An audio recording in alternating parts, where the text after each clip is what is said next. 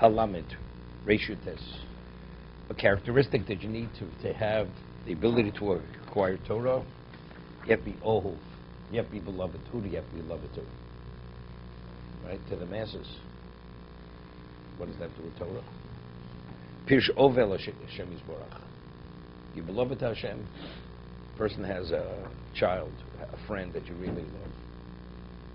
You want to give him a gift because of the attachment you have to him. So if a person's Ovel Hashem Yisborach, V'chein el Abrios. Because again, it's not a question why is he over to the Brios. You see, this goes hand in hand. If you over Labrios alone, that's not good enough.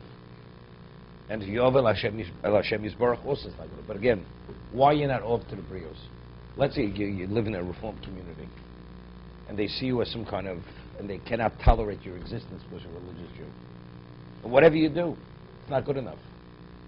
So you're not over Labrios, that's a problem. It's not a problem. We're talking about where you could be over Labrios, but because the way he conducts himself, he's not over Labrios. He's not beloved by people. He grates on people's nerves. You know, the way he speaks to people. Even though it may be okay, but he's still not over Labrios. It's a problem. But if it's, you know, it's the beginning of the Orach Chaim. You know, the Ramos says in Hilchos Tzitzis that the person should wear his tzitzis out. He says, but if it's going to agitate people, you should not. Why agitate people? So the Be'er Halacha says, what about the agitation is not because they're just not used to it. It's really, they want to uproot Judaism. They don't want to have anything to do with Jewishness. It's not because he's displaying it, whatever it may be. He said, that's a Milchemes Hashem. Milchemes Hashem, you don't have to be concerned what they think. It's an all-out war. So when speaking of Ovel Abrios, we're not talking about when you're carrying on a Milchemes Hashem over here. It's irrelevant. It's just the opposite. The person's a warrior. You know, the Chovot HaLevavos says something phenomenal. And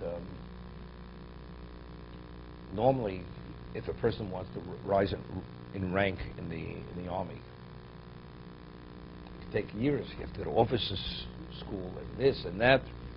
Your whole life you have to spend. What about if it's at a time of a war? And the person goes and does a heroic act on the battlefield.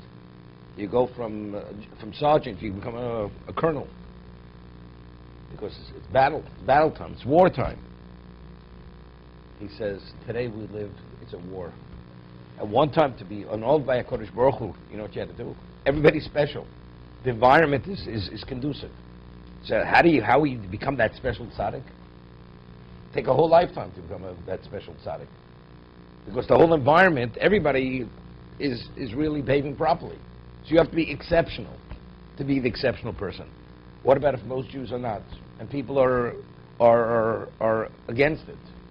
And people despise you. And it's easy to go the other way. And despite that, you do the right thing.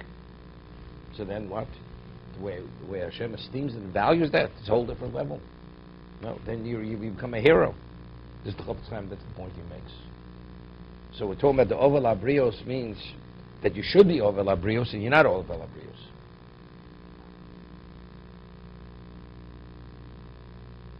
There are certain people, when you see them coming, you go the other way. You know? I'm not talking about you, Howard. Chas v'shalom. Okay.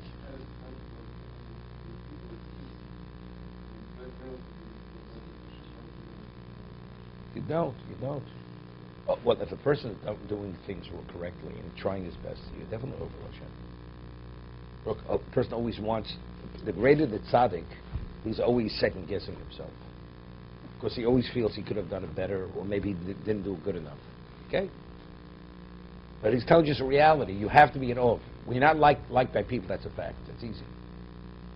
But if you want to have the capacity to acquire Torah at a special level, you'd be over Hashem.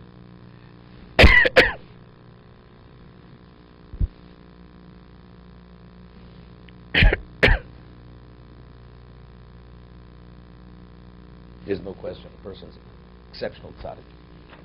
Maybe the person himself may question what his position with Hashem is. But in terms of, you ask anybody, so what do you say about the Chofetz Chaim? What do you say about Ramosha Feinstein? What do you say about this one? no question. You know? Of course he's over Hashem. You know, the Chovot HaLevavos had a yeshiva in Europe. You know what it was called, Ernie?